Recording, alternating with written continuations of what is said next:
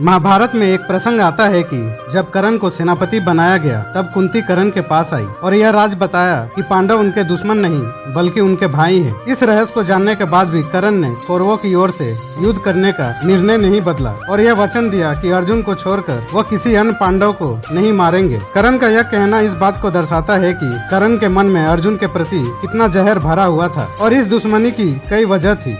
अधिरथ जिन्होंने कर्ण का लालन पालन किया था वह कर्ण को शिक्षा प्राप्ति के लिए गुरु द्रोणाचार्य के पास ले गए थे, लेकिन द्रोणाचार्य ने कर्ण को शिक्षा देने से मना कर दिया क्योंकि कर्ण क्षत्रिय नहीं थे। दूसरा कारण यह था कि अर्जुन द्रोणाचार्य का सबसे प्रिय शिष्य भी थे और वे अर्जुन को सर्वश्रेष्ठ धनुर्धर बनाना चाहते थे। कर्ण अर्जुन को युद्ध में पराजित करके द्रोणाचार्य को यह साबित करके दिखाना चाहते थे कि वह सूत पुत्र होकर भी क्षत्रिय अर्जुन से बेहतर है। कौरवों और पांडवों की शिक्षा खत्म होने के बाद दीक्षांत समारोह आयोजन किया गया जिसमें सभी को अपनी क्षमता और योग्यता का प्रदर्शन करना था। जब अर्जुन अपनी युद्ध कौशल का प्रदर्शन कर रहे थे तब कर्ण वहां पहुंच गए और उन्होंने अर्जुन को चुनौती दी। कर्ण की चुनौती से पांडव क्रोधित हो गए और सूत पुत्र कहकर कर्ण का अपमान किया और कर्ण को प्रतियोगिता में शामिल होने से रोक दिया गया। यही दुर्योधन ने कर्ण को अंगराज बनाकर अपना मित्र बना लिया।